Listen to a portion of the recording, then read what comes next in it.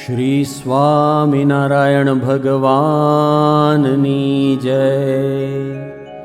श्री अक्षर पुरुषोत्तम महाराजनी जय।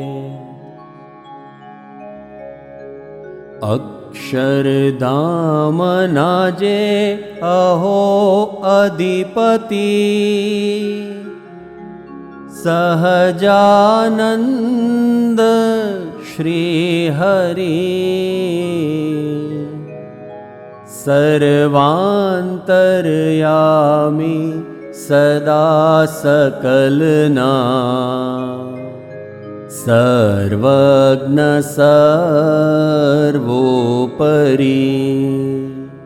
माया काल रवि शशि सुरगणे जेनी शिराज्ञादरी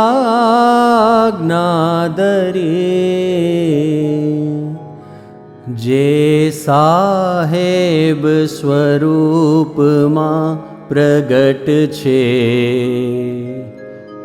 वंदू बाव उर्भरी अक्षर ब्रह्म गुणातीतानंद जी पुरुषोत्तमा श्री हरि अक्षर पुरुषोत्तम उपास्य स्वरूप शाश्वत कृपा करी अक्षर पुरुषोत्तम मनोज कृतिमा साकार रूप धरी जे साहेब स्वरूप मां प्रगट छे वंदू बाव उर्भरी वंदन प्रागजी भक्तने नमु सदा जागाजी कृष्ण जी ने वंदन यज्ञ पुरुष दास गुरुजी योगी महाराज ने अक्षर पुरुषोत्तम स्वरूप सगड़ा साकार रूप धरी जे साहेब स्वरूप मां प्रगट छे वंदू बाव उर्भरी वंदू बाव उर्भरी।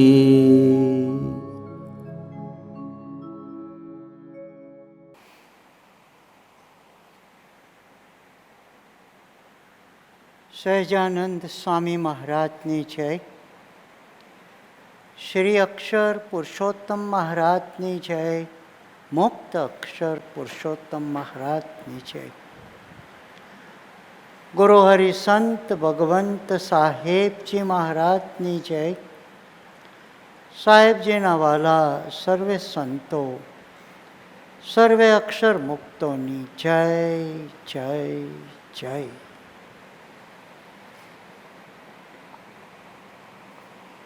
શ્રી અક્ષર પુરુષોત્તમ ઉપાસનાના સિદ્ધાંતોની વાત આપણને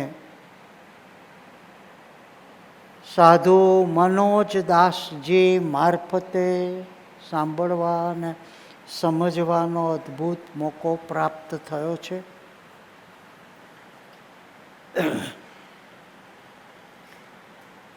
એમને સમજાવ્યા પ્રમાણેનો અક્ષર પુરુષોત્તમ ઉપાસનાનો પ્રથમ સિદ્ધાંત ભગવાનનું સર્વોપરીપણું. ભગવાન સર્વોપરી છે. એમને જે 5 વાત નિત્ય સંભાળવાની કીધી છે, એમાંની એક વાત એને એક લીટીમાં વર્ષોથી આપણે સાંભળતા આવ્યા છે કે પ્રભુ સદા દિવ્ય, સાકાર, પ્રગટ અને પ્રત્યક્ષ છે. આ વાત ઉપાસનાના, આ સિદ્ધાંતના પગથિયાં એમને સમજાવ્યા અને હમણાં જ ભગવાનના શ્રીમુખે બોલાયેલું પદ બોલ્યા શ્રી હરિ. અને હમણાં થોડા દિવસો પહેલાં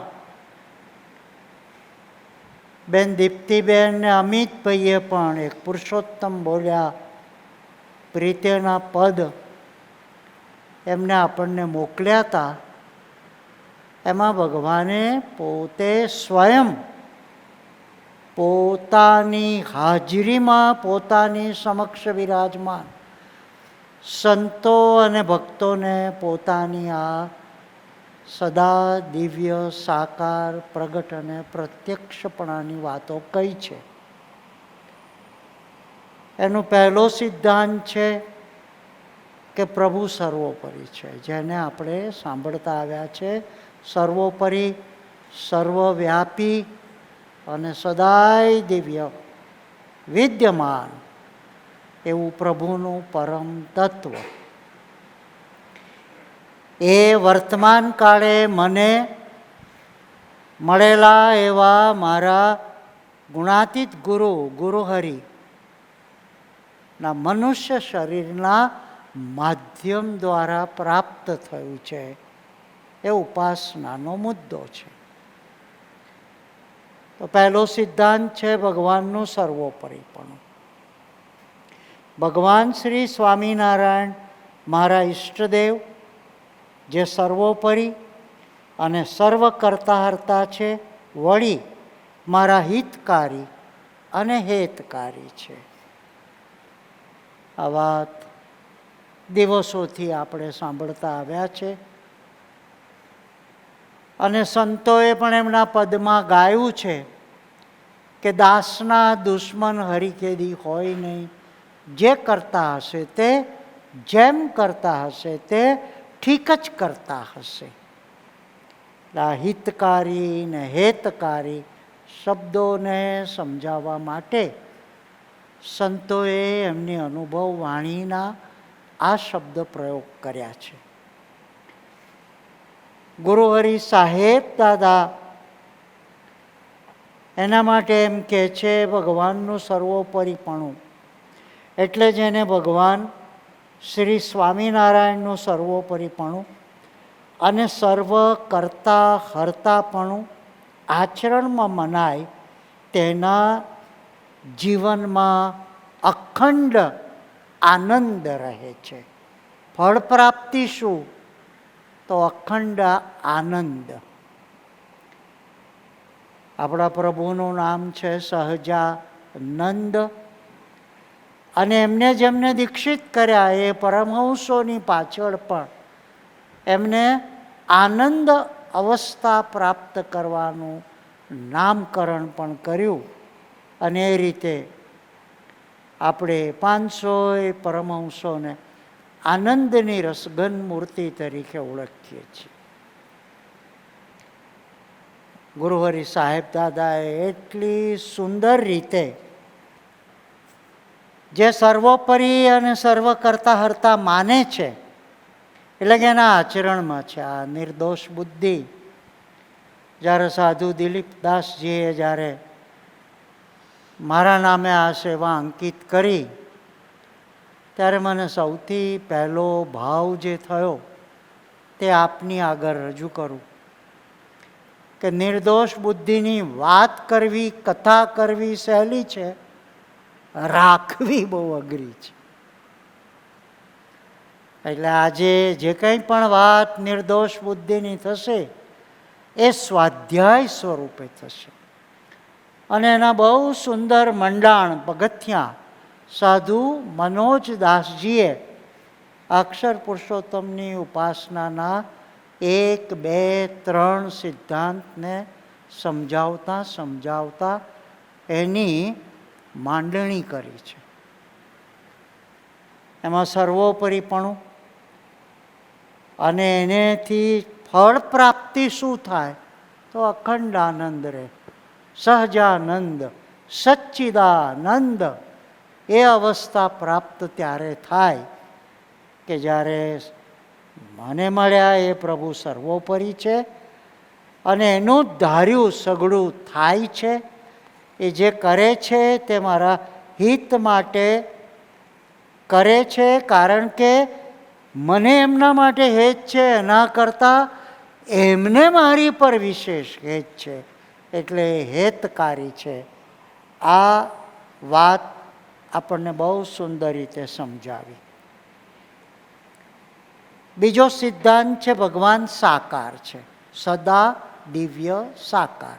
આપણી ઉપાસના સદા દિવ્ય સાકાર. સ આકાર તો છે પણ એ સદાય દિવ્ય છે. અગા નિર્દોષ બુદ્ધિ દ્રઢ કરવા માટેના આ પાયા છે, પગથિયા છે. એક તો એ સર્વોપરી છે, સર્વસત્તાધીશ છે, કરતા હર્તા છે. પછી એ સદા દિવ્ય અને સાકાર મૂર્તિ છે. એ વાત પણ આપણને સાધુ મનોજદાસજીએ સમજાવી હતી. સાકાર અને નિરાકાર બે ઉપાસના, એમાં આપણે સાકાર ઉપાસનામાં માનનારા અને એ રીતે આપણે ભગવાનની ચિત્ર પ્રતિમા કે મૂર્તિ પ્રતિમાથી માંડીને એ પ્રભુના પરમ તત્વને ધારણ કરી રહેલું મનુષ્ય શરીર પણ આપણા માટે સાકાર છે. અને જે ભગવાને વરદાન આપ્યું કે અમે હવે અમારા ગુણાતીત સાધુ દ્વારા સદાય પ્રગટ રહીશું. એટલે પ્રગટની ઉપાસના, સાકારની ઉપાસના, જેની ઉપાસના કરીએ છીએ એની સત્તા, સામર્થ્ય, ઐશ્વર્ય અને પ્રતાપ, એની દ્રઢતા, નિર્દોષ બુદ્ધિ સુધી જતા સુધીમાં આ બધા આવશ્યક બાબતો છે ઉપાસ્ય સ્વરૂપ માટે, ઉપાસ્ય મૂર્તિ માટે. ભગવાન શ્રી સ્વામિનારાયણનું પરમ દિવ્ય તત્વ આ પૃથ્વી પર સદાય સાકાર રહ્યું છે અને રહેશે, એ વચનને વિશે દ્રઢતા. ને ગુરુહરિ સાહેબ દાદાએ એનું અર્થઘટન કર્યું છે, સ્વયં અસ્તિત્વ રહિત થઈ નિરાકાર થવું હોય તો તમે પોતે થાવ. ભગવાનને નિરાકાર ના કરો, ભગવાન તો સાકાર જ છે. અને એના માટે બહુ સુંદર શબ્દ સાહેબ દાદાએ કે તમારું અસ્તિત્વનું વિસર્જન, ઝીરોનેસ પર જવાની વાત કરી છે, ગુણાતીત અવસ્થાની વાત કરી છે. અને અહીંયા સ્વયંનો અસ્તિત્વ એટલે હુંપણાનો ભાવ, મારાપણાનો ભાવ, હું કંઈક છું એવો ભાવ, જેના પેટા પેદાશ તરીકે અહંતા, મમતા, રાગ, દ્વેષ એ બધું જેની પેટા પેદાશ તરીકે આપણા જીવનમાં પ્રગટે છે અને જેના આધારે આપણે વ્યવહાર કરીએ છીએ, એ બધાની ઉપર પાણી ફેરવી દેવાનું. એટલે કે એનાથી ઉપર ઉઠી જવાની જો કંઈ વાત હોય તો એ વાત પણ આ ઉપાસનાના સિદ્ધાંતમાં સમજાવી છે કે સ્વયં અસ્તિત્વ રહિત થાવ અને શૂન્ય અવસ્થા પ્રાપ્ત કરીને આંતરિક દ્રષ્ટિએ જે નિરાકાર થાય, એટલે કે હું પોતે આંતરિક દ્રષ્ટિએ. કારણ કે પાંચમું પગથિયું જે છે તે દેહના ભાવથી ઉપર ઉઠી જઈને અક્ષરના, આત્માના, અક્ષરના, બ્રહ્મના ભાવમાં જવાનું પાંચમું પગથિયું છે. હું દેહ નથી. એ અવસ્થા જે પણ ઘણી અઘરી છે, પણ એ પાંચમું છે. આપણે ચોથાની આજે વાત કરવાની છે. નિર્દોષ બુદ્ધિની. પણ એમાં પ્રવેશ કરતાં પહેલાં આ જે છે આવશ્યક બાબતો, એમાં આંતરિક દ્રષ્ટિએ પોતે નિરાકાર થાય અને તેના દ્વારા ભગવાનનું પરમ દિવ્ય તત્વ સાકાર રૂપે પ્રગટ રહે. કોના દ્વારા? એટલે આપણને જે પ્રગટ ગુરુ હરિ મળ્યા છે એનો મહિમા અને એની ઓળખાણ પણ આ ઉપાસનાના સિદ્ધાંત દ્વારા થાય છે કે પોતે શૂન્ય અવસ્થામાં વર્તે છે, પોતે નિરાકાર થઈ ગયા છે અને હવે એ ભગવાનના પરમ દિવ્ય તત્વને સાકાર સ્વરૂપે ધારણ કરીને મારી તમારી વચ્ચે વિચરે છે, જેને શાસ્ત્રની ભાષામાં નયન ગોચર થાય છે, જેના આપણે દર્શન કરી શકીએ છીએ, જેની આપણે ઝાંખી પામી શકીએ છીએ. ભગવાનનું તો એટલું બધું અપાર અગાધ અને અમાપ રૂપ છે કે એનું વર્ણન કરી શકાતું નથી. અને એટલે શાસ્ત્રોએ એને નેતિ નેતિ કહી છે. અમે નાના હતા અને થોડુંક સંસ્કૃતમાં શ્લોક શીખ્યા ત્યારે પરમાત્માના પરમ તત્વનું વર્ણન કરવાનો બહુ સુંદર શ્લોક પરિવારમાંથી પિતાજીએ શીખવાડેલો કે દરિયા જેટલું પાણી સહી લઈએ, વનના જેટલે વૃક્ષો છે એના લાકડાની કલમો બનાવીએ, પૃથ્વી જેટલો કાગળ લઈએ અને રાત દિવસ સાક્ષાત સરસ્વતી પોતે લખવા માટે બેસે તો પણ જેના મહિમાના પારનું વર્ણન કરી શકે નહીં એવું ભગવાનનું પરમ સ્વરૂપ છે. ને એ આપણે નયન ગોચર થાય. આપણા જેવું જ 5 ફૂટ ને 6 ઇંચનું ધોકડું આપણી માફક જ ખાતું પીતું હરતું ફરતું ને આપણી અવસ્થાએ આવીને આપણી સાથે હેત પ્રેમ કરતું, એને આવું ભગવાનનું પરમ દિત્વ તત્વ માનવું, માનીને સ્વીકારવું અને એ પ્રમાણે જીવવું એ ઉપાસનાનો સિદ્ધાંત છે. એ સિદ્ધાંત બીજામાં આવ્યું કે એ જે આવા થયા છે એના દ્વારા ભગવાન તેના દ્વારા, બહુ સુંદર અર્થઘટન કર્યું છે, તેના દ્વારા ભગવાનનું પરમ દિવ્ય તત્વ સાકાર રૂપે પ્રગટ રહે છે. સદા દિવ્ય સાકાર, પ્રગટ અને પ્રત્યક્ષ એ શબ્દોને સમજવા માટે આ ઉપાસનાના પગથિયા. ત્રીજો સિદ્ધાંત છે ભગવાનનું પ્રગટપણું, જે આપણે વારે વારે બોલીએ છીએ. અને આપણી આખી ઉપાસના પ્રગટની ઉપાસના છે. અને આ નિર્દોષ બુદ્ધિની વ્યાખ્યા કરતા યોગીજી મહારાજે નિર્દોષ બુદ્ધિ એટલે ભગવાનનું જે સ્વરૂપ અક્ષરધામમાં છે એ જ સ્વરૂપ અહીંયા પૃથ્વી પર મને આ નરદેહધારી સ્વરૂપે મળ્યું છે એમ માનવું, એનું નામ નિર્દોષ બુદ્ધિ. આ યોગી બાપાની વ્યાખ્યા છે. અને વ્યાખ્યા પ્રમાણે આ ભગવાનનું પ્રગટપણાનો ત્રીજો સિદ્ધાંત છે. એનો શાસ્ત્રોક્ત રીતે ભગવાન સ્વામિનારાયણનું પરમ દિવ્ય તત્વ, પરમ બહુ સુંદર શબ્દ છે, પરમ દિવ્ય તત્વ આ પૃથ્વી પર અખંડ પ્રગટ રહ્યું છે અને રહેશે. વરદાન છે, રહેશે. દ્રઢ શ્રદ્ધાપૂર્વક માનવાનું છે. અને એટલે જ્યારે ભગતજી મહારાજ દેહની લીલા સંકેલી લીધીને સમાચાર શાસ્ત્રી યજ્ઞ પુરુષદાસજીને આપ્યા અને સમાચાર આપનાર ભક્તે એમ કહ્યું કે ભગતજી મહારાજ આ પૃથ્વી ઉપર પ્રગટ વિચરતું મંગલ સ્વરૂપ હતું. પૃથ્વીનું મંગલ હતું. પૃથ્વીનું મંગલ શું હતું? એના સંબંધ અને સંપર્કમાં આવનારા સર્વનું એ મંગલ કરે એવું પ્રભુનું પરમ તત્વ એમના દ્વારા પ્રગટ હતું. અને એ હવે નથી રહ્યું.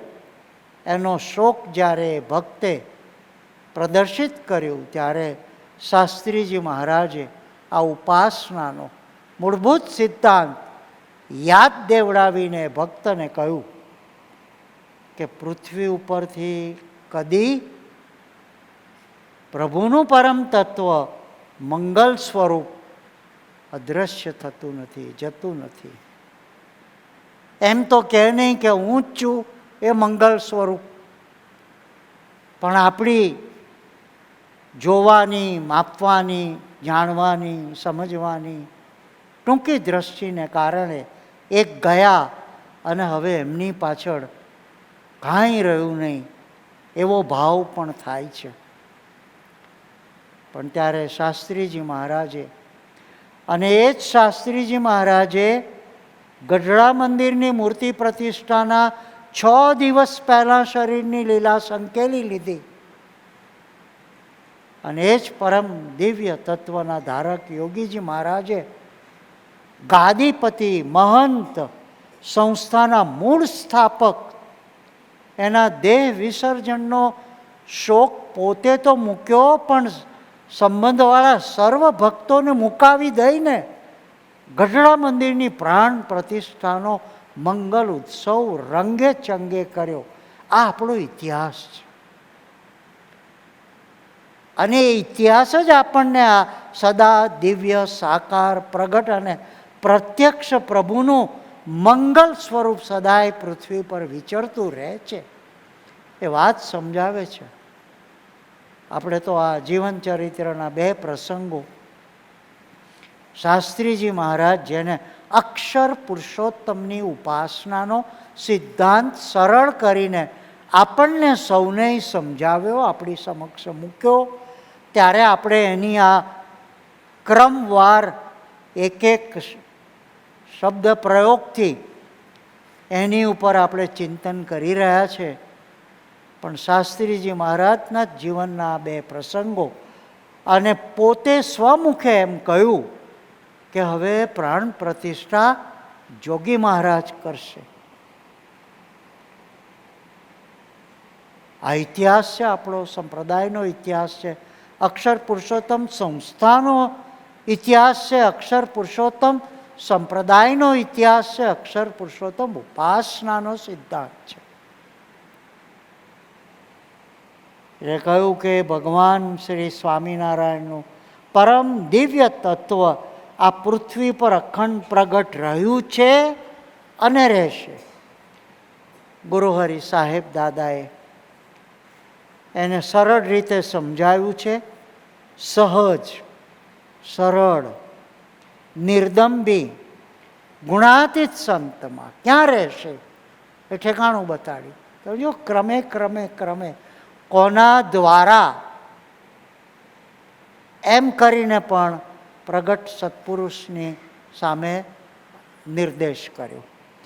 અહીંયા સહજ, સરળ, નિર્દંબી, ગુણાતીત સંત દ્વારા પ્રગટ ભગવાનના સાકાર સ્વરૂપમાં પૂર્ણ આત્મબુદ્ધિ, આંશિક નહીં, આજે જ સાહેબ દાદાએ આ શબ્દ પ્રયોગ કર્યો હતો, ટોટલ, જેને દાદુ કાકા શબ્દ પ્રયોગ કરતા, શાસ્ત્રની ભાષામાં આંશિક, એટલે મારી રીતનો, મારી શરતે, મને ફાવે એવો, મારી સમજણનો અને મેં ગોઠવેલો એ રીતે હું એમને દિવ્ય માનું. પણ અહીંયા પૂર્ણ આત્મબુદ્ધિને દ્રઢ પ્રીતિએ જોડાવાથી જ શબ્દ પ્રયોગ કર્યો છે. જ ઉપર ભાર મૂક્યો છે. જોડાવાથી જ કારણ દેહ બળે છે.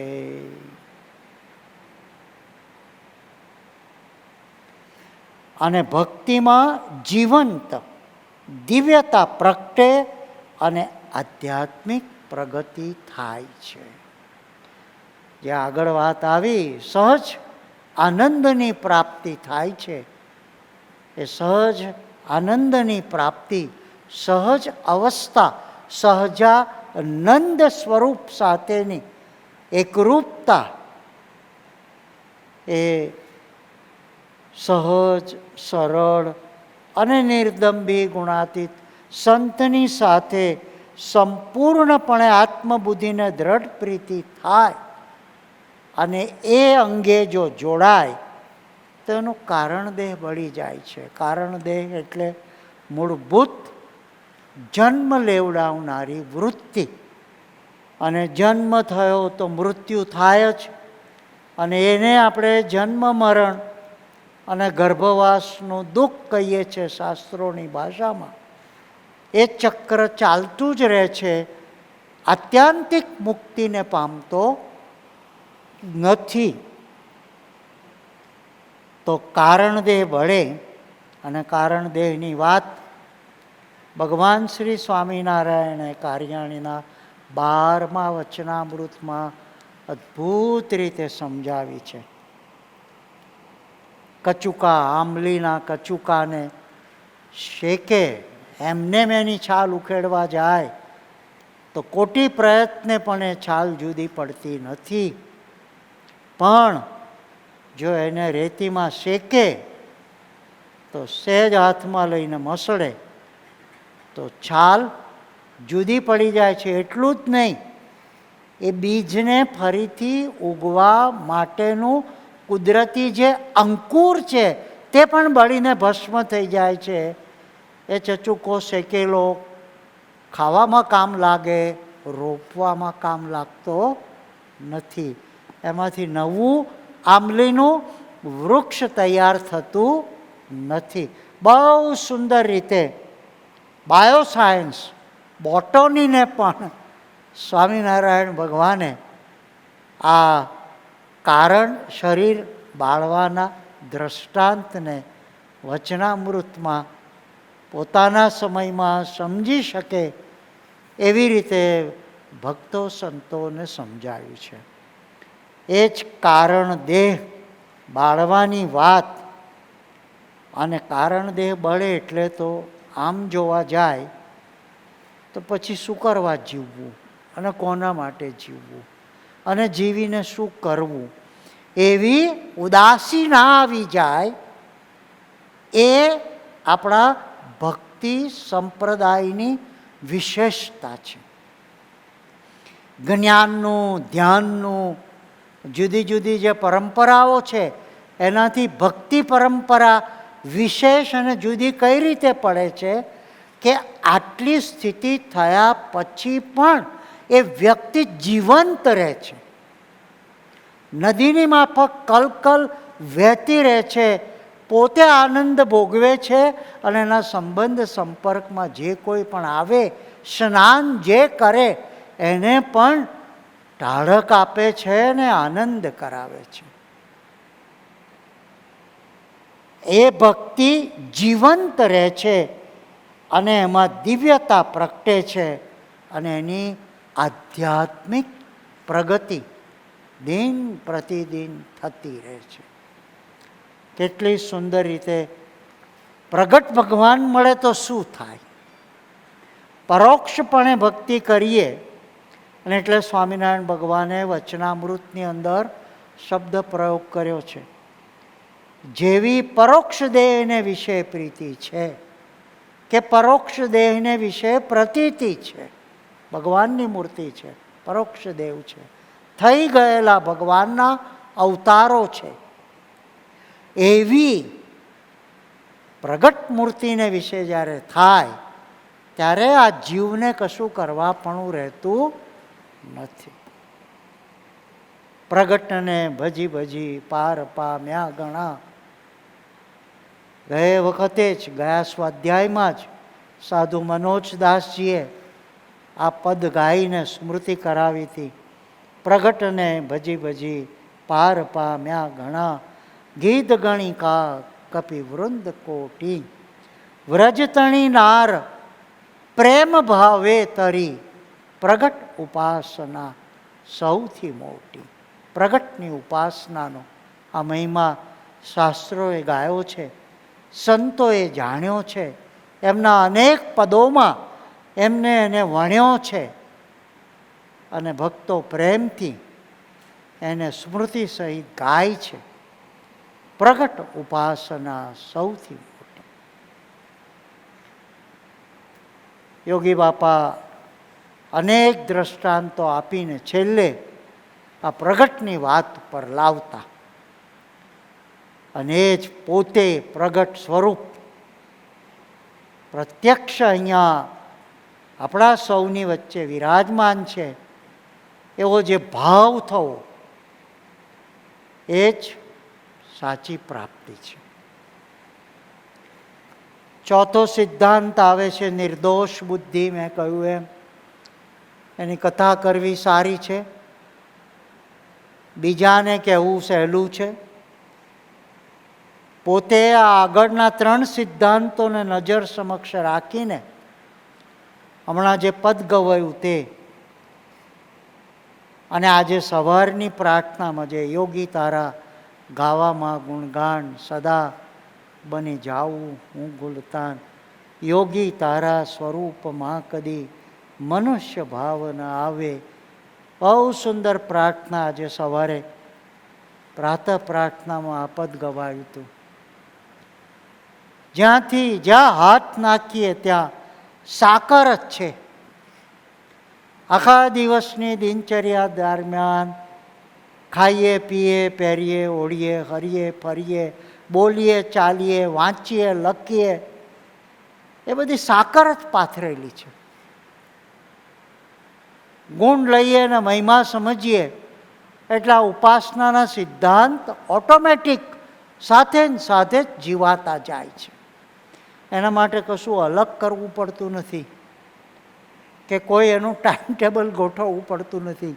પહેલો પીરિયડ આ, બીજો પીરિયડ આ, ત્રીજો પીરિયડ આ, એમ જેમ સ્કૂલમાં જેમ જુદા જુદા શિક્ષકો આવે, જુદા જુદા વિષયો ભણાવે અને પીરિયડ એક પછી એક લેવાતા જાય. કેટલું અંદર ઉતરે ને કેટલું અદ્ધર જાય એ તો પરીક્ષા લે ત્યારે ખબર પડે. પણ આપણે તો આ બધું જ સવારથી સાંજ સુધી સતત જીવાતું જતું હોય છે. અને એટલે જે સ્વામિનારાયણ ભગવાને કહ્યું સાકરનું નાળિયેર એનું દૃષ્ટાંત આપ્યું અને ચારેક ઓર મેં તો સાકર પાથરી, જ્યાં હાથ પડે ત્યાં ગળ્યું જ હોય એવું જે કહે છે, એવી જે ઉક્તિ છે એ આ છે. મહિમા મહિમા ને મહિમા, ગુણગાન ગુણગાન ને ગુણગાન. પછી જે કંઈ પણ વાંચીએ લખીએ સાંભળીએ બોલીએ ચાલીએ પહેરીએ ઓળીએ કોઈની પણ સાથે કાંઈ પણ સંવાદ કરીએ તો સતત આ ઉપાસનાના સિદ્ધાંતનું જો પાલન થતું જાય તો નિર્દોષ બુદ્ધિ આપોઆપ જળવાયેલી રહેતી થાય. નિર્દોષ બુદ્ધિનો સિદ્ધાંત અહીંયા જે લખ્યો છે તેનો પાઠ કરીએ. સર્વના પ્રેરક, સર્વના પ્રેરક, નિયંત્રક, કર્તા, હર્તા, સર્વોપરી ભગવાન શ્રી સ્વામિનારાયણ જ છે. તેથી ભગવાનના સંબંધવાળા સૌ આત્મા નિર્દોષ છે.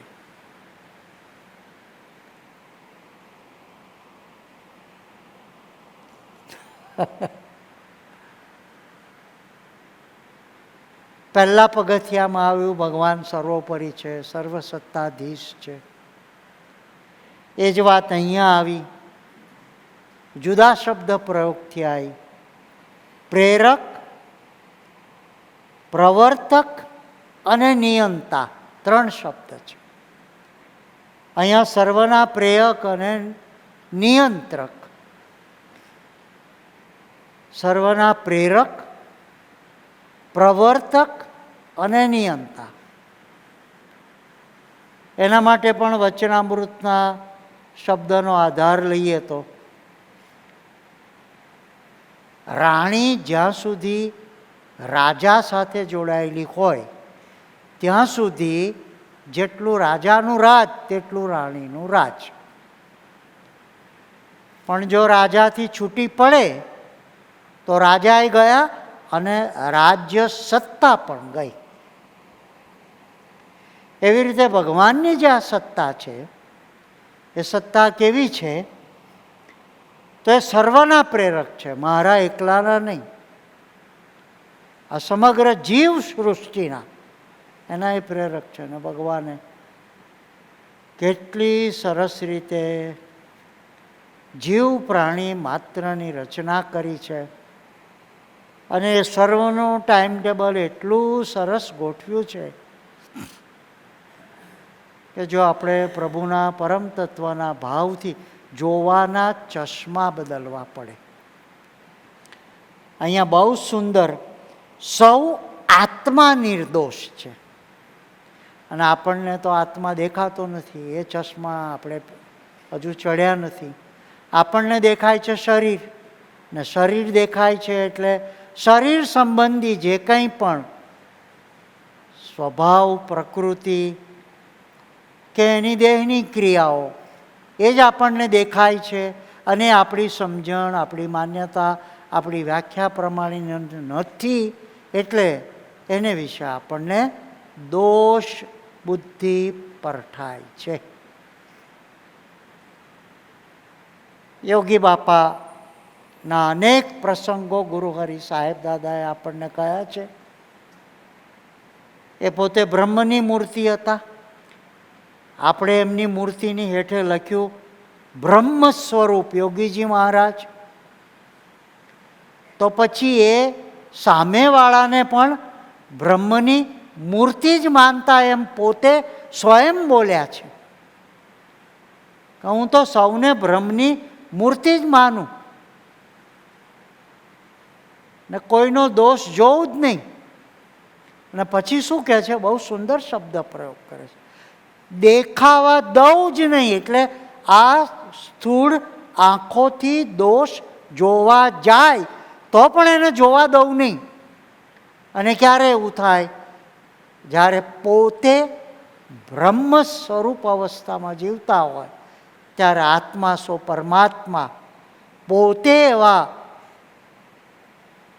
આત્મા સ્વરૂપે જીવતા હતા. તો સામે આવેલા ધોકડાને નહીં જોતા, એ એની અંદર ધબકી રહેલા આત્માને જોતા હતા. અહીંયા શબ્દ મારી સંબંધવાળા સૌ આત્મા નિર્દોષ છે. આ આગળનું જે આપણે આ બધું જે સ્વાધ્યાય જે કર્યો છે, અહિંસા, સત્ય, અસ્તેય, અપરિગ્રહ, એ ધોકડાની ટ્રેનિંગનો કોર્સ છે. અષ્ટાંગ યોગની જે આખી પ્રક્રિયા જે આગળ આપણને, અને નવધા આ ધ્યાન, ધારણા, પ્રાણાયામ, પ્રત્યાહાર, આસન, અને પછી આજે નવધા ભક્તિના 9 પગથિયા, આ બધું આ ધોકડાની ટ્રેનિંગ માટેનું છે.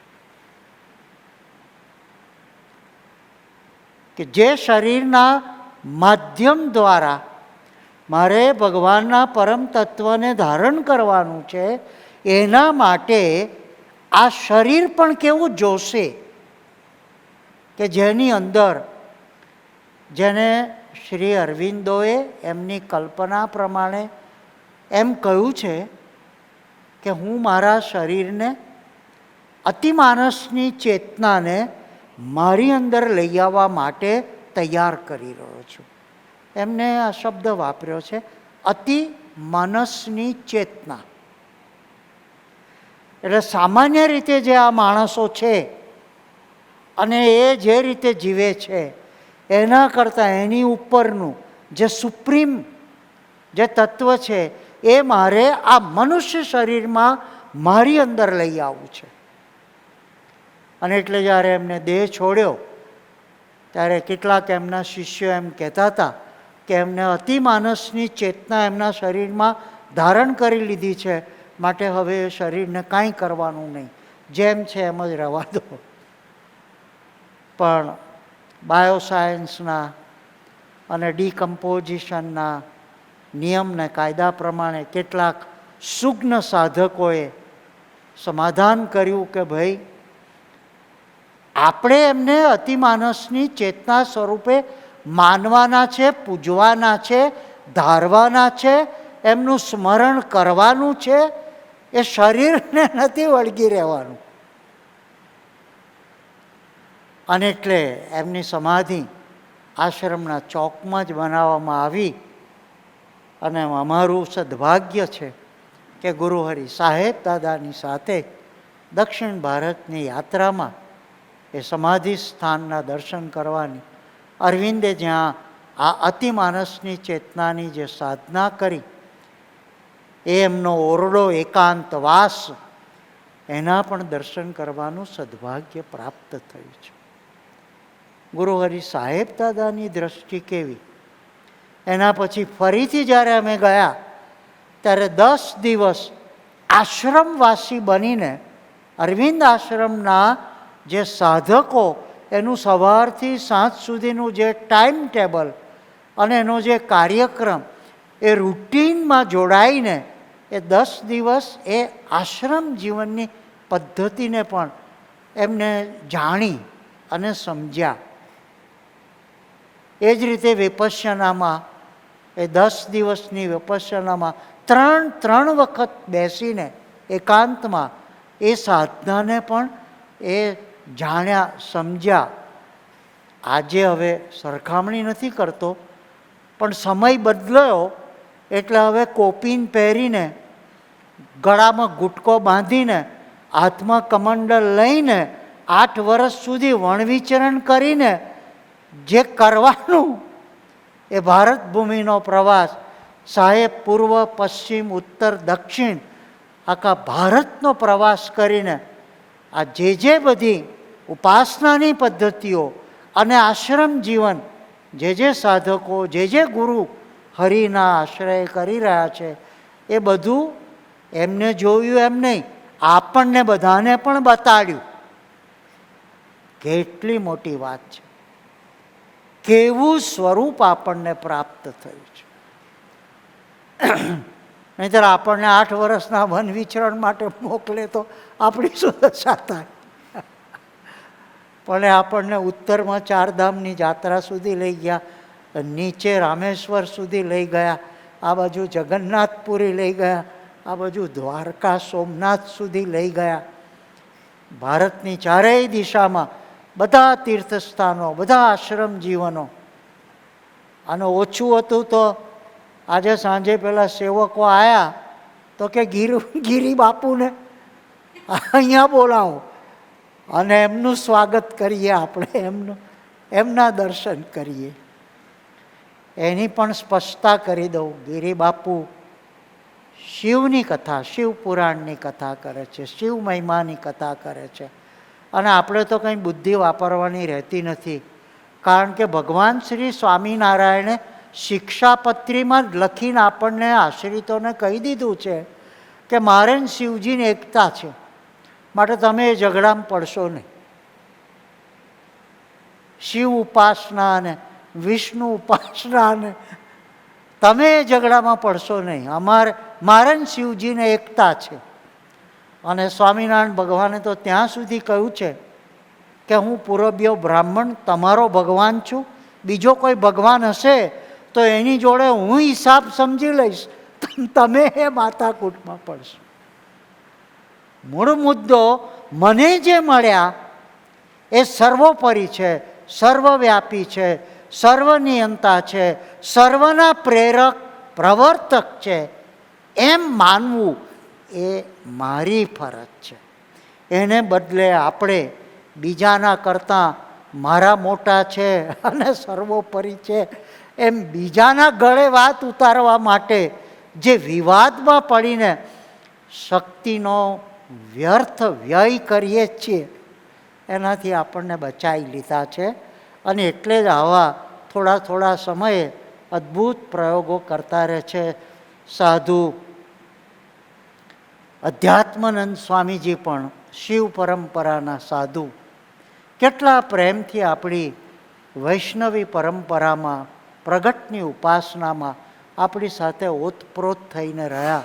સાહેબે આ સિદ્ધાંત શિક્ષાપત્રીમાં સ્વામિનારાયણ ભગવાનના શબ્દો મારે ને શિવજીને એકતા છે, તો શિવજીના ઉપાસક જે સંતો છે તે સર્વની સાથે સાહેબ દાદાએ પરમાત્મા સ્વરૂપના પરમ તત્વનું દર્શન એ શરીર નથી જોયું પણ આત્માને જોયો છે. સંબંધવાળા સૌ આત્મા નિર્દોષ છે. બહુ બહુ અગત્યની નિર્દોષ બુદ્ધિ રાખવા માટે બહુ અગત્યની ને મહત્ત્વની બાબત છે.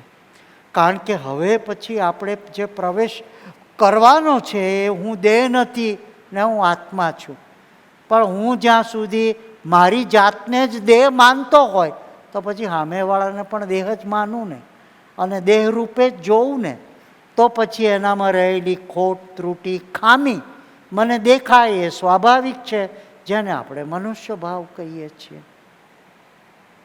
સર્વના પ્રેરક, પ્રવર્તક અને નિયંતા, એને આપણે જો સમજાવવું હોય તો પપ્પાજીની કથામાંથી સમજેલું અર્થઘટન. સર્વના પ્રેરક, એના માટે પપ્પાજી એમ કહેતા કે આપણે ઘોડે સવારી કરીએ એટલે ઘોડાને સહેજ પગથી નીચે, આમ પગની નીચે આમ ઈશારો મારવાનો, એટલે ઘોડો સમજી જાય કે હવે આપણે દોડવાનું છે. પ્રેરણા આપી, સવાર ઉપર સવાર થાય પછી એને પ્રેરણા આપે, ડચકારે કે પ્રેરણા આપે, એટલે ઘોડો કબડક કબડક કબડક કબડક દોડવા માંડે. પ્રવર્તક છે, હાથમાં ઝાલેલી જે રાસ છે એ ઢીલી રાખે, ઘોડાને દોડવા દે, દોડતું તારે જેટલું દોડવું હોય એટલું દોડ. અને એમ લાગે કે હવે આ ખોટી દિશામાં ખોટી રીતે દોડી રહ્યો છે, એટલે પછી લગામ તો એમના હાથમાં જ છે, ખેંચે એટલે નિયંત્રણ શક્તિ. જ્યાં સુધી ચાલવા દે, પ્રેરણા કરનાર પણ એ છે, એનું જ્યાં સુધી ચાલવા દે એટલે પ્રવર્તક શક્તિ, જ્યાં સુધી ચાલવા દે જોયા કરે, ભલે એની રીતે ભલે વર્તો, ભલે એને પદ આપ્યો છે, અધિકાર આપ્યો છે, સત્તા આપી છે, થોડું ઘણું ઐશ્વર્ય આવ્યું છે, પહોંચમાં પૂછાતો થયો છે, ભલે સુખ લેતો, ભલે માલી લેતો, બ્રેક તો મારી પાસે છે. અને પછી એમ લાગે કે હવે આ હદ બહાર જઈ રહ્યું છે, એટલે પોતાની નિયંત્રણ શક્તિથી લગામ ખેંચે, એટલે ઘોડો ગમે એટલો એ હોય, હોનહાર અને તેજદાર હોય, પણ પેલી મોઢામાં ચોકટું પહેરાયું હોય ને, જેવું ખેંચે ને એવું વાગે ને એટલે બ્રેક મારીને ઊભો રહી જાય. આ સાદા દ્રષ્ટાંતથી પ્રેરક, પ્રવર્તક અને નિયંત્રણ શક્તિ પ્રભુના હાથમાં છે. આપણને ઘણા નથી કહેતા હારો બહુ ફૂલ્યો ફાલ્યો ફરે છે, બહુ રોફમાં ફરે છે, ભાઈ એની પ્રવર્તક શક્તિ છે, ભાઈ ફરવા દે, જો કરે છે.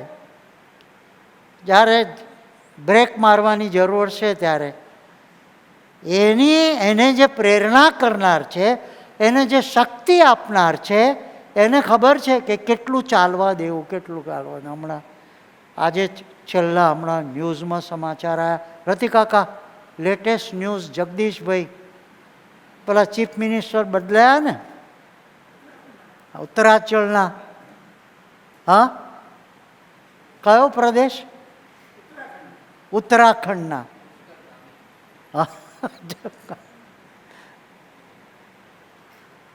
એનું જ્યાં સુધી ચાલ્યું ત્યાં સુધી ચાલ્યું, દિલ્હીથી હુકમ આવ્યો એટલે એમને ઉતારી દીધા અને એમના જ ઓફિસના જે ચીફ, જે એમના આસિસ્ટન્ટ હતા એને ચીફ મિનિસ્ટર તરીકે બેસાડી દીધા. અનુભવી માણસ. અને ચીફ મિનિસ્ટરના હાથ નીચે જ એમની જ ઓફિસના મુખ્ય માણસ હતા. એને કે આજથી એનું સોગંદનામું પણ થઈ ગયું. શક્તિ કોની ચાલે છે? તારે કૂદવું હોય એટલું કૂદી લે. મારી શક્તિ છે, મને ખબર છે, જ્યારે જરૂર પડશે ચપટી વગાડે ખેલ ખતમ થઈ જાય. જો જગતની અંદર પણ આપણને આવા દ્રષ્ટાંતો જોવા મળતા હોય તો અધ્યાત્મના ક્ષેત્રમાં જ્યાં પ્રભુની શક્તિ કામ કરી રહી છે, પ્રભુની પ્રેરણા શક્તિ કામ કરી રહી છે, પ્રભુની પ્રવર્તક શક્તિ સૌની વચ્ચે પ્રવર્તી રહી છે, એ આનંદ પણ પ્રવર્તાવે છે. અને હમણાં જ સાહેબ દાદાએ કહ્યું હતું કે આપણા સત્સંગનો તો ઇતિહાસ છે. થોડું ખીલે, હસે, કૂદે અને પછી જે આવે છે એક ધક્કો, સુનામી કે ચાયણો નાખે તો નોખું થઈ જાય. નિષ્ઠાની કસોટી. એ બધા ગઈકાલ સુધી તો બધા કલકલ કરતા હતા. ધન છે, ધન છે, ધન છે કરતા હતા. ન્યાલકરણ કરતા હતા. કેમ ભાઈ આ શું થયું? તમે તો આગળ. અને એનો કેટલો સરસ દાખલો સાહેબ દાદાએ હઠ, માન અને ઈર્ષા સ્વામિનારાયણ ભગવાનના વખતના 3 પાત્રોની વાત વારે વારે કહીને આપણી પાસે પાકી કરાય છે. અને એમાં પહેલાં અલૈયા ખાચરની વાત કરી. 2000 માણસોને એને સત્સંગી કરેલા સ્વામિનારાયણ ભગવાન પાસે કંઠી બંધાયેલી. અને એને અવરું પડ્યું તો પેલા 2000ને, કારણ કે એ લઈ ગયેલા. અરે કે છે શેનું આ, શેનો ભગવાન કે છે? એમ કરીને જે અભાવના અને અમહિમાના જે શબ્દો નાખ્યા, તો તમે ગઈકાલ સુધી તો તમે ભગવાન ભગવાન ભગવાન, એટલે આ વારસો સ્વામિનારાયણ ભગવાનના વખતથી ચાલતો આવે છે. અને આપણે આપણા સત્સંગના ઇતિહાસમાં આ ઉપાસનાના ઇતિહાસમાં પણ આપણે આપણા જીવન અનુભવમાં જોયું છે કે થોડુંક ખીલે અને થોડાક બધા એમાં આવે એટલે નિષ્ઠાની કસોટી રૂપી પરીક્ષા આવે છે. ત્યારે આ નિર્દોષ બુદ્ધિ એ સૌથી મોટામાં મોટું અને અગત્યની બાબત છે. દોષ બુદ્ધિ. અને એની આગળ શબ્દ પ્રયોગ થયો, એને ની જોડ્યું, નિર્દોષ. સ્વામિનારાયણ ભગવાને વચનામૃતની અંદર 2 પ્રકારના જીવોનું વર્ગીકરણ કર્યું. એક આસુરી પ્રકૃતિના જીવો અને બીજા દૈવી પ્રકૃતિના જીવો. આ બધી વાતો જે છે ને એ દૈવી પ્રકૃતિના જીવો માટે છે. પણ આપણે કેટલીક વખત એટલા વેગમાં આવી જઈએ તે આસુરી પ્રકૃતિવાળાને પણ સત્સંગ કરાવવા, મહિમા સમજાવવા મંડી પડીએ અને પછી પાણી વલોયું અને માખણ બન્યું નહીં, એવો આપણો પોતાનો અનુભવ આપણને હાથમાં લાગે છે. માટે આ તો કહેવાની વાત નથી, જીવવાની વાત છે, પોતે કરવાની વાત છે, જીવન આચરણમાં લાવવાની વાત છે.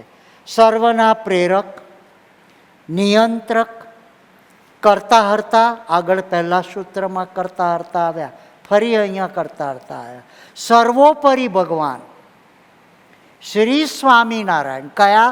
મને મારી ઉપાસ્ય મૂર્તિ જે છે તે. તેથી ભગવાનના સંબંધવાળા સૌ આત્મા નિર્દોષ છે. સંબંધનું મહાત્મ. આપણે એક આખો મહિનો સંબંધના મહાત્માની સ્વાધ્યાય ચલાવ્યો.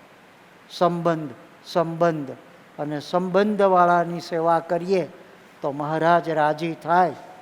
એ સૂત્ર ગુરુ સભાના યુવાનોએ આપણને રોજ એનું અનુસંધાન રહે એટલે આપ્યું. સંબંધવાળાની સેવા કરીએ તો ભગવાન રાજી થાય. એટલે એમાં એની સેવા ક્યારે થાય? સંબંધ જોઈને જ સેવા થાય. એનું શરીર, એનો સ્વભાવ, એની પ્રકૃતિ એ જોઈને સેવા ના થાય. એ જોઈને એને જ્ઞાન થાય, શિખામણ થાય અને જાણપણું અપાય. અરે મંદિરમાં આવ્યા છો, સત્સંગ કરવા આવ્યા છો કે ચા પીવા આવ્યા છો? ચાની આદતવાળો હોય ને આપણે શરૂઆતમાં, અત્યારે તો આ લોકડાઉનમાં વર્ષ દોઢ વર્ષથી, નહીંતર આપણા સુરતના ભક્તો આજે જ આવ્યા છે, આપણા કાનજી બાપા, એ બધા આવે રાત્રે મોડા સુધી, 10, 10:30, 11 સુધી ગોષ્ઠી ચાલે, પછી સુવા જતી વખતે ચા પીવે અને ચા પીને પછી સૂઈ જાય. એવી આદતવાળા. એટલે આપણને એમ થાય કે સત્સંગ કરવા આવ્યા છો કે ચા પીવા? પણ એમને તો, આપણે તો એમ કે હારી સાંજે 6 વાગ્યા પછી ચા પીએ તો રાત્રે ઊંઘ ના આવે.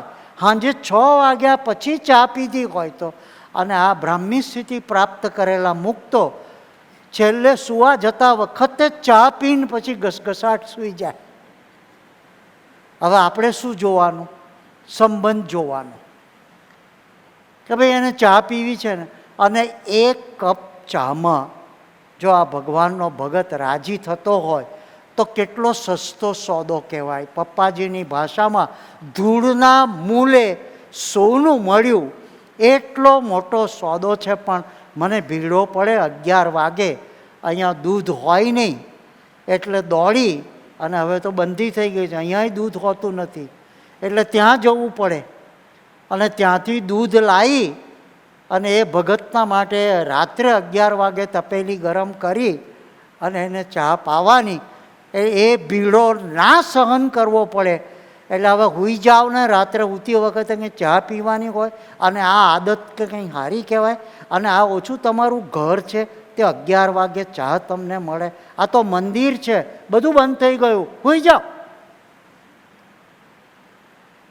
તો સંબંધવાળાની સેવા, સંબંધ જોયો છે તો ભીડો જેને આપણે કહીએ છીએ એ ભીડો લાગતો નથી, અને તો પછી એ સેવા બને છે. નહીં તો તપેલી પછાડતા પછાડતા પણ ચા બનાવાય અને પ્રેમથી પણ ચા બનાવાય. અને જો એવો ભાવ હોય તો સામે પેલો ભગત પણ આપણો ભાવ ગ્રહણ કરે. બાપજી રવા દો, હવે આટલી મોડી રાત્રે તમે દોડાદોડી કરો છો, તો ચા પીએ તોય ઊંઘ આવે અને ચા ના પીએ તોય ઊંઘ આવે. આપણી સેવાનો સ્વીકાર ના કરે એવી મહિમાની એના મોડેથી વાત સાંભળવાની મળે ત્યારે અરસપરસનો સંબંધ પાકો થયો. કે અરે બહુ આ નિર્દોષ બુદ્ધિ બહુ અઘરો પાઠ છે, અને એ પાકો કર્યા પછી સીધું આત્માના ભાવમાં પ્રવેશ થાય છે. 5મું પગથિયું જે છે એ હું દેહ નથી, હું તો આત્મા છું, અક્ષર છું, અને મારે વિશે પરમાત્મા, પરબ્રહ્મ, પુરુષોત્તમ નારાયણ, જે આપણને આવતા સ્વાધ્યાયમાં સાધુ મનોજદાસજી સમજાવવાના છે. પણ એ આત્મભાવ જતાં પહેલાં શરીરના ભાવને સંબંધની સાથે જોડીને દાસત્વ ભાવથી જો નિર્દોષ ભાવ રાખવાનો પ્રયત્ન કરીએ. સાહેબ દાદાએ બહુ સુંદર એની વ્યાખ્યા કરી છે. નિર્દોષ બુદ્ધિ એ સર્વોપરી સેવા છે. યોગી બાપાએ શીખવાડેલું સૂત્ર છે. કાંઈ નહીં કરો તમે, બસ સંબંધવાળા ભક્તોને નિર્દોષ માનો એ સૌથી મોટી સેવા છે. અને નથી કરી શકતા અને નથી માની શકતા એટલે કેટલીક પ્રકારની ક્રિયાઓમાં પ્રયોજે છે. એ ટ્રેનિંગ છે, પ્લેટફોર્મ છે, ટ્રેનિંગ પ્લેટફોર્મ, પ્રયોગશાળા છે.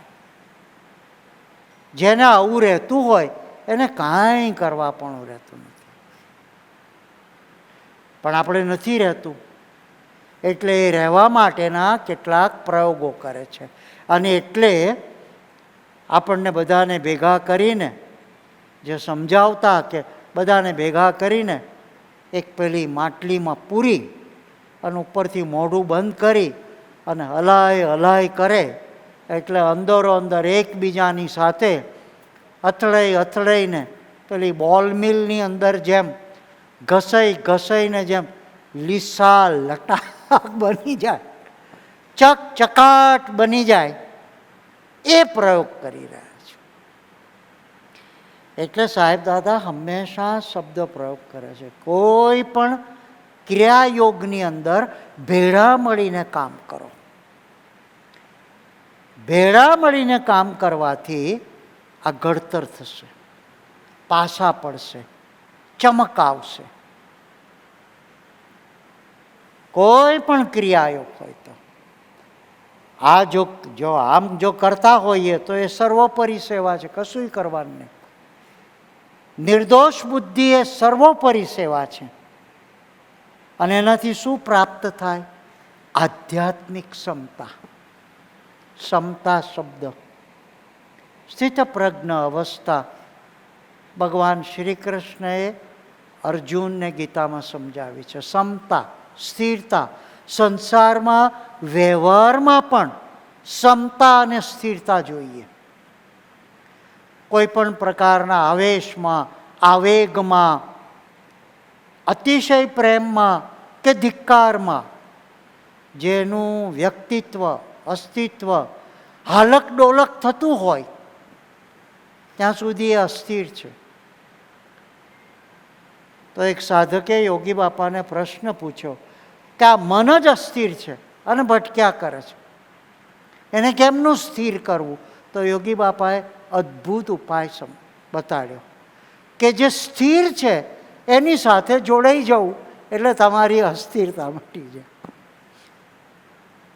ભગવાનની મૂર્તિ સ્થિર છે, ભગવાનનું રૂપ સ્વરૂપ સ્થિર છે, મને મળ્યું એ પ્રભુનું સ્વરૂપ પણ સ્થિર છે, અચળ, અવિનાશી અને કાયમ માટે છે.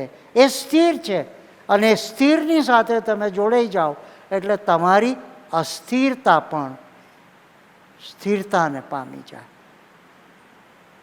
એટલે આજે સવારે આરતીમાં જતા અહીંયાથી અમે આરતી કરીને પછી પહેલી આરતીમાં જઈએ ત્યારે સરસ પ્રભાત્યું પહેલાંમાં વાગતું હતું આપણી પીએસ સિસ્ટમમાં.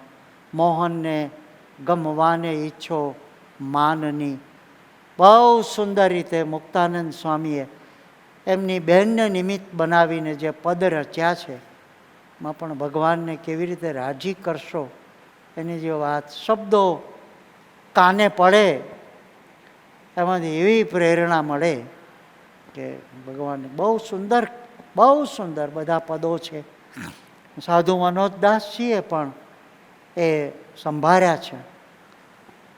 સુંદર પદો છે કે એક સાધક, એક ભક્ત, એક મુક્ત આ અક્ષર બ્રહ્મની વાતને સમજવી હોય તો ભગવાને પોતે જેમ હમણાં જ આપણે પદ ગાયું બોલ્યા શ્રીહરિનું, એમાં ભગવાન પોતે પણ ત્યાં તો જોયાની છે યુક્ત.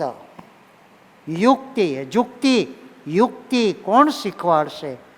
જેને આ દ્રષ્ટિ છે, વિઝન છે અને જે એ અવસ્થામાં સતત જીવે છે, રમમાણ રહે છે, એવો શબ્દ પ્રયોગ છે. એને કોઈ પ્રયત્ન કરવો પડતો નથી. રમમાણ, એમાં જ એમનું મન રમ્યા કરે છે, મસ્ત રહે છે. એટલે અહીંયા સહજતા, સરળતા એવા જે શબ્દો વાપર્યા છે, સહજતા, સરળતા, નિર્દંભતા, સંતના જે ગુણો છે એની અંદર આ ભાવ, નિર્દોષ બુદ્ધિ એ સર્વોપરી સેવા છે. તેનાથી આધ્યાત્મિક ક્ષમતા. પપ્પાજી એક શબ્દ પ્રયોગ કરતા કે આધ્યાત્મિક ક્ષમતા ભરી નિર્દોષ બુદ્ધિ એ સહિત સંબંધવાળા મુક્તોની સેવા કરો. પહેલાં તમે આધ્યાત્મિક ક્ષમતામાં રહો તો નિર્દોષ બુદ્ધિ રહેશે, અને નિર્દોષ બુદ્ધિએ યુક્ત પછી તમે સંબંધવાળા મુક્તની સેવા કરો. બહુ સુંદર રીતે આ સિદ્ધાંત એમને સમજાવ્યો છે. આધ્યાત્મિક ક્ષમતા ભરી નિર્દોષ બુદ્ધિ રાખીને, હવે જ્યાં સુધી આધ્યાત્મિક ક્ષમતા ન હોય ત્યાં સુધી નિર્દોષ બુદ્ધિ રહેતી નથી, અને આધ્યાત્મિક ક્ષમતા રાખીને નિર્દોષ બુદ્ધિથી જ્યાં સુધી સેવા થતી નથી ત્યાં સુધી એ સેવાનો સ્વીકાર પ્રભુ કરતા નથી. બહુ સુંદર સમીકરણ છે, બહુ સુંદર ગણિત. આધ્યાત્મિક ક્ષમતા ભરી નિર્દોષ બુદ્ધિ. ક્ષમતા બહુ અગત્યનો, બહુ સરળ સહેલો શબ્દ કરી દીધો, જેને સ્થિતપ્રજ્ઞની જે અવસ્થાનું વર્ણન જે ગીતામાં કર્યું છે. સંસાર વ્યવહારમાં સર્વ ઠેકાણે પહેલાં ક્ષમતા જોઈશે, સ્થિરતા જોઈશે. ભાઈ ધીરો પડ, શાંતતા. ક્યારેક કંઈક ઉચાટથી વાત કરે, મોટા અવાજે વાત કરે, ત્યારે સાહેબ દાદાએ આપણને આ શીખવાડ્યું છે. ધીરો પડ, શાંતતા, શાંતિથી વાતને. નહીંતર એમ કે ભાઈ ધીરેથી બોલ. એના માટે એક બહુ સુંદર વાત કહેવાયું છે કે તમે મોટેથી બોલો છો એટલે તમે સાચા છો એવું નથી, પણ આપણે સાચા છીએ પુરવાર કરવા માટે આપણું વોલ્યુમ વધી જાય છે.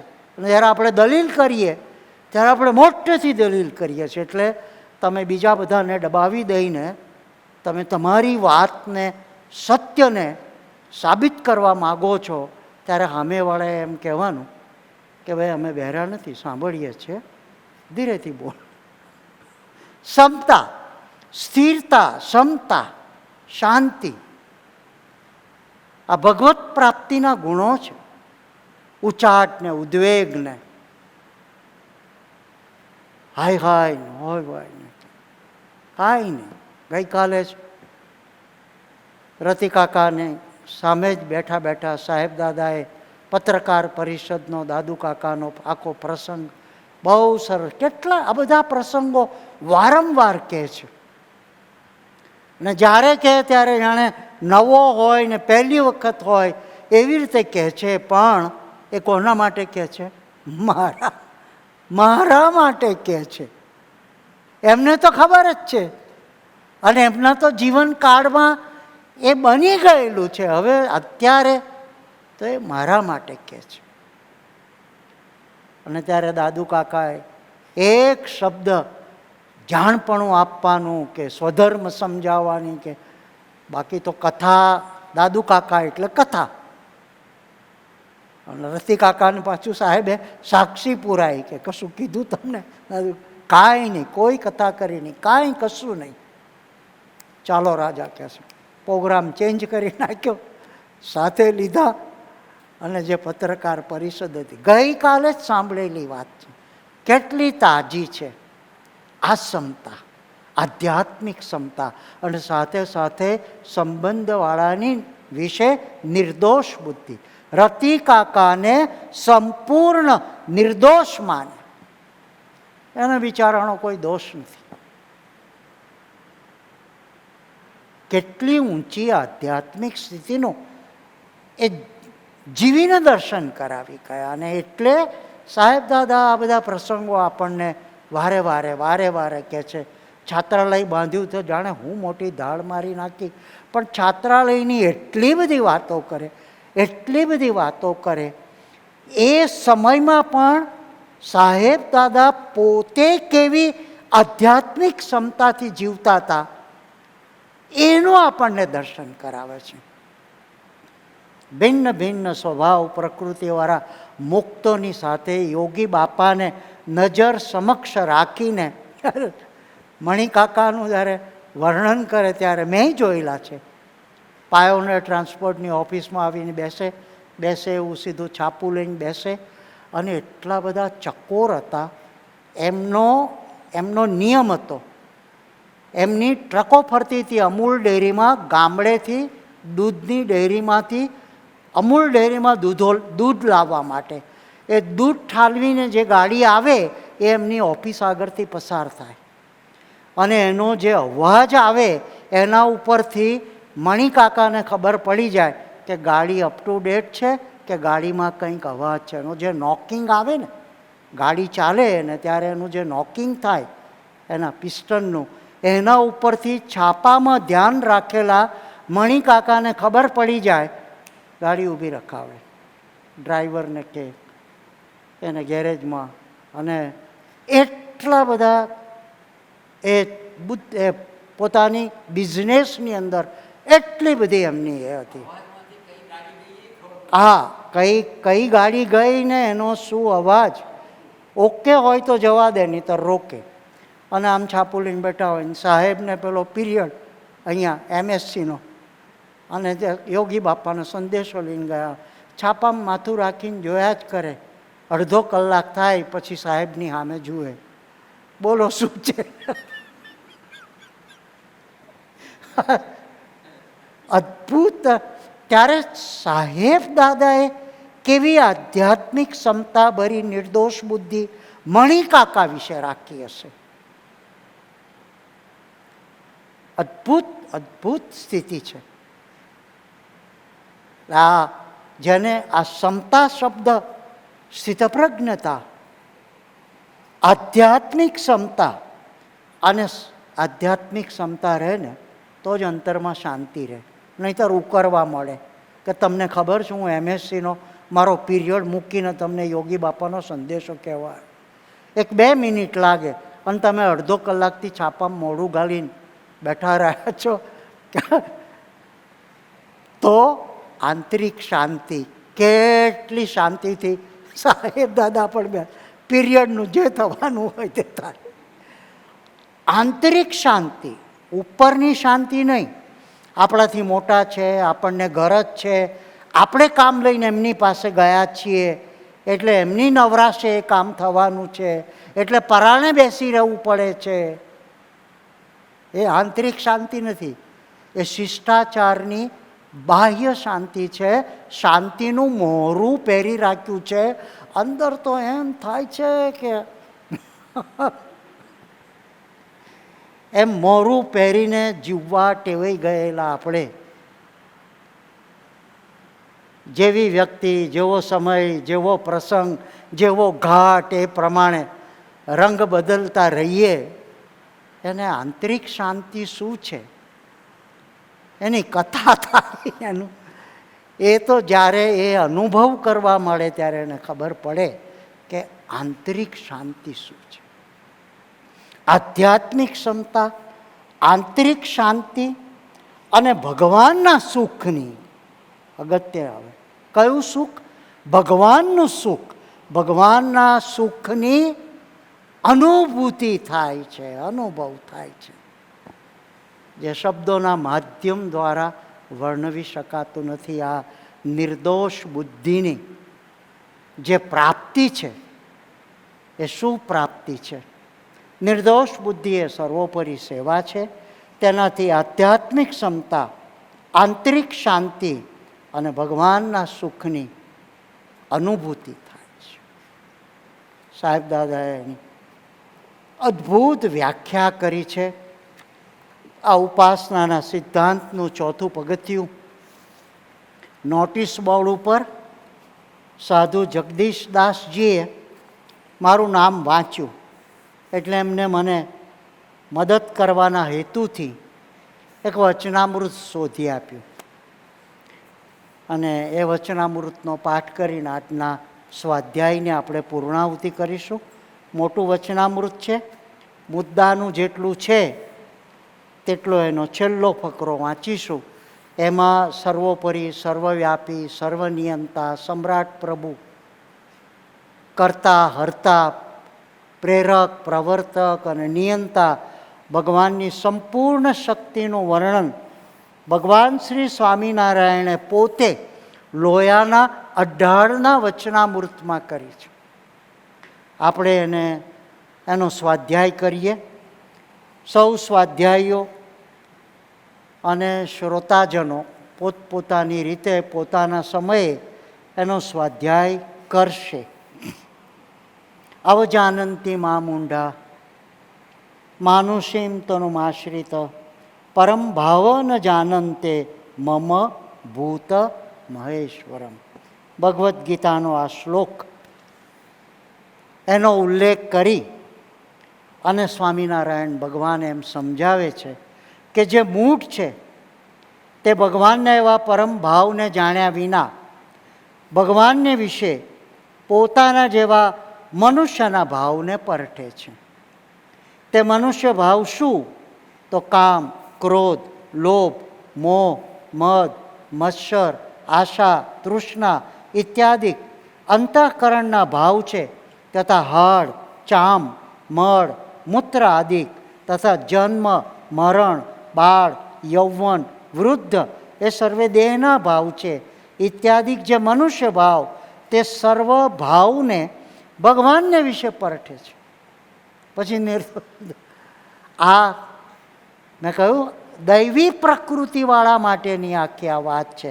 અહીંયા આસુરી પ્રકૃતિવાળાનું વર્ણન થયું. તે ભગવાનને વિશે પરઠે છે માટે એવા ભાવને પરટનારો જે હોય તેને ભગવાનના નિશ્ચય જેવું જણાય છે તો પણ તેને નિશ્ચય કાચો છે અને જરૂર સત્સંગમાંથી પડશે એટલે નિર્દોષ બુદ્ધિની પરીક્ષામાં એ નપાસ થશે. અને ભગવાન તો પરમ દિવ્ય મૂર્તિ છે ને ભગવાનને વિશે તો મનુષ્ય ભાવનો લેશ નથી. માટે ભગવાનમાંથી તો મનુષ્ય ભાવને ટાળીને દેવ ભાવ લાવવો, દિવ્ય ભાવ લાવવો, પછી બ્રહ્માદિકનો ભાવ લાવવો, પછી પ્રધાન પુરુષનો ભાવ આવે, પછી પ્રકૃતિ પુરુષનો ભાવ આવે, પછી અક્ષરનો ભાવ આવે, પછી અક્ષરાતીત એવા પુરુષોત્તમ તેનો ભાવ આવે છે. જેમ વ્રજના ગોપને આશ્ચર્યરૂપ શ્રી કૃષ્ણ ભગવાનના ચરિત્ર દેખીને પ્રથમ તો દેવ ભાવ આવ્યો, પછી ગર્ગાચાર્યના વચન સાંભળીને નારાયણનો ભાવ આવ્યો. ગર્ગાચાર્ય ઋષિ, એમના વચને કરીને નારાયણનો ભાવ આવ્યો. પછી એમ કહ્યું જે તમે તો નારાયણ છો માટે અમને તમારું ધામ દેખાડો, ત્યારે અક્ષરધામ દેખાડ્યું. એવી રીતે ભગવાનને વિશે જેને દિવ્ય ભાવ છે તેને પૂરો નિશ્ચય જાણવો. અને એમ કહે છે જે આને પ્રથમ ભગવાનનો નિશ્ચય નહોતો અને હવે થયો તે શું? એ પ્રથમ ભગવાનને નહોતો દેખતો. દેખતો તો હતો પણ મનુષ્ય ભાવે સહિત દેખતો હતો. 1957માં જસુભાઈ, આજે એક ફોટો આવ્યો, વીપી આરપીટીપી કોલેજનું પ્રવેશ દ્વારને સુનિલભાઈએ પૂછ્યું કે આ જગ્યાનું શું મહત્ત્વ છે? એટલે બીજા એક સાધુએ જવાબ લખ્યો કે સાહેબ દાદા શાંતિદાદા આ કોલેજમાં ભણેલા ને શાંતિદાદાએ તો પ્રાધ્યાપક તરીકે અહીંયા વર્ષો સુધી સેવા આપી, એમ એ કોલેજના મકાનનું મહિમા પણ લખ્યો. તો સાહેબ દાદા તો એ જ હતા. છાત્રાલયના બાંધકામ વખતે પણ એમની સમજણ એ જ હતી. છાત્રાલય છોડ્યું ત્યારે પણ એમની સમજણ એ જ હતી. એ પછી 66ના સમયના અને પછીના માન અપમાનના સઘળા સમયમાં તો જસભાઈ જસભાઈ જ હતા. આપણે પણ જસભાઈ બદલાતા ગયા અને આજે આપણે સંત ભગવંત કહેતા થયા. મોડ જીભ ઉપડી સંત ભગવંત કહેતા. બહુ સરસ રીતે સ્વામિનારાયણ ભગવાને અહીંયા આ ક્રમ પણ બતાવ્યો છે. તો કે એ દેખતો તો હતો પણ મનુષ્ય ભાવે સહિત દેખતો હતો અને પછી જ્યારે નિશ્ચય થયો ત્યારે દિવ્ય ભાવે સહિત દર્શન કર્યું, ત્યારે એનો નિશ્ચય થયો જાણવો. અને જ્યારે ભગવાનને વિશે એવો દિવ્ય ભાવ ન સમજે ત્યારે એને વાતે વાતે ધોખો થાય ને ગુણ અવગુણ લીધા કરે. જે હાનિકોરનો પક્ષ રાખે છે અને અમારો પક્ષ રાખતા નથી, તથા આને વધુ બોલાવે છે અને અમને બોલાવતા નથી, અને આની ઉપર વધારે હેત છે અને અમારી ઉપર હેત નથી. મનુષ્ય ભાવ જે આવે છે એના આ બધા દ્રષ્ટાંતો બતાડ્યા છે. એવી રીતે ગુણ અવગુણ પાઠ્યા કરે છે, તેને કરીને એનું અંતર દિવસે દિવસે પાછું પડીને અંતે વિમુખ થઈ જાય છે. માટે ભગવાનને વિશે તો મનુષ્ય ભાવ ન જ પરઠવો, અને ભગવાનના ભક્તને વિશે પણ પહેલાં ભગવાનને વિશે મનુષ્ય ભાવ ના પરઠવો, પછી સંબંધના મહાત્મ્યથી ભગવાનના ભક્તને વિશે પણ મનુષ્ય ભાવ ન પરઠવો. જો પેલું કાચું રહી ગયું તો પેલું તો પાકું થવાનું જ નથી. એટલે પહેલું આ પાકું કરવાનું છે, પછી એના ફળ સ્વરૂપે એમની જ કૃપાથી ભગવાનના ભક્તોને, સંબંધવાળા મુક્તોને વિશે દિવ્ય ભાવ, નિર્દોષ ભાવ રહેતો થશે. કાજે દેહે કરીને તો ભગવાનના ભક્તમાં કોઈક આંધળો છે, કોઈક લૂલો છે. આ સ્વભાવ પ્રકૃતિની વાત આવી. હવે કોઈકને ગરમ ગરમ ભાવે છે, કોઈકને ઠંડુ જોઈએ છે, કોઈકને મોરું જોઈએ છે, કોઈકને મીઠું જોઈએ છે. અહીંયા લખ્યું છે ભગવાનના ભક્તમાં તો કોક તો આંધળો હોય, કોક લૂલો હોય, કોઢિયો હોય, બહેરો હોય, વૃદ્ધ હોય, કુરૂપ હોય, અને તે જ્યારે દેહ મૂકે ત્યારે શું ભગવાનના ધામમાં એવા આંધળા લૂલા જ રહેશે? એટલે આપણે એને બ્રહ્મરૂપ જ્યાં સુધી માન્યો નથી ને, દેહરૂપ માન્યો છે. ને જ્યાં સુધી હું પણ દેહરૂપ છું અને બ્રહ્મરૂપ થયો નથી ત્યાં સુધી હું લૂલો લંગડો, તો સામાવાળાને પણ લૂલો લંગડો માનું છું.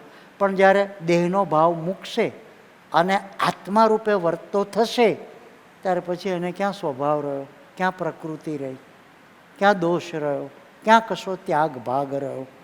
તો એ જ્યારે ભગવાનના દેહ મૂકે છે ત્યારે શું ભગવાનના ધામમાં એવા આંધળા લૂલા જ રહે છે? નથી રહેતા. એ તો સર્વે મનુષ્યપણાના ભાવ છે.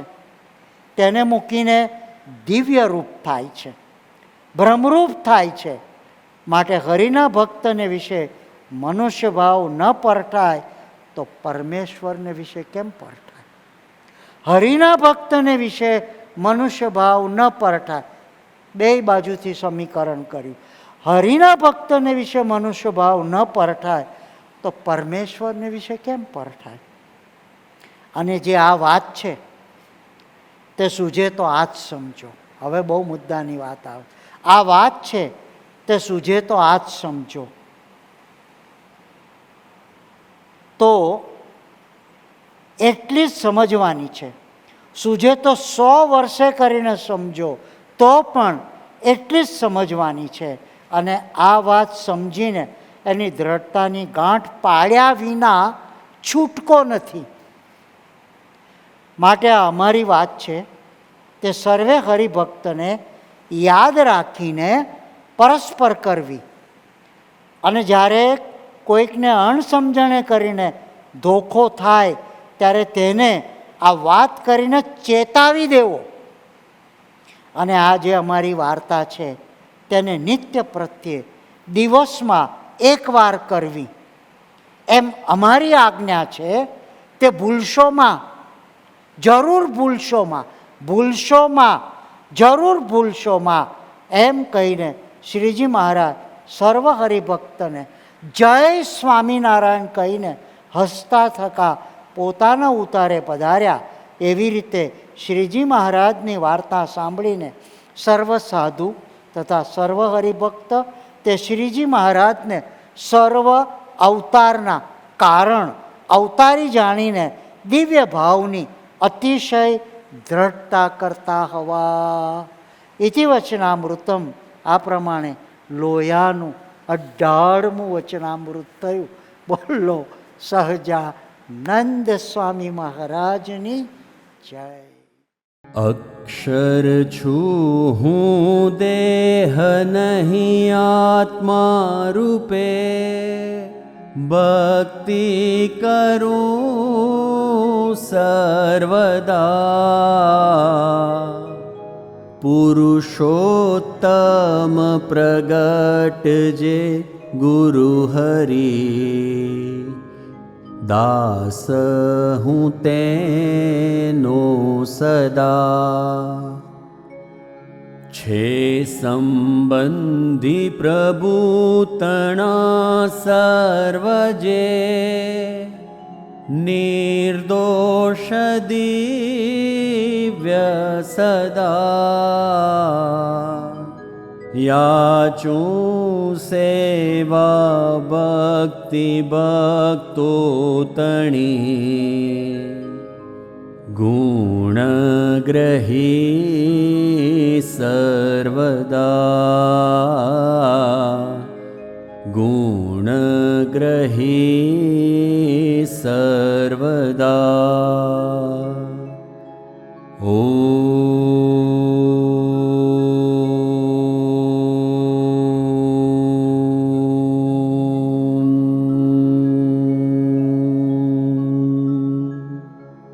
જય શ્રી સ્વામિનારાયણ.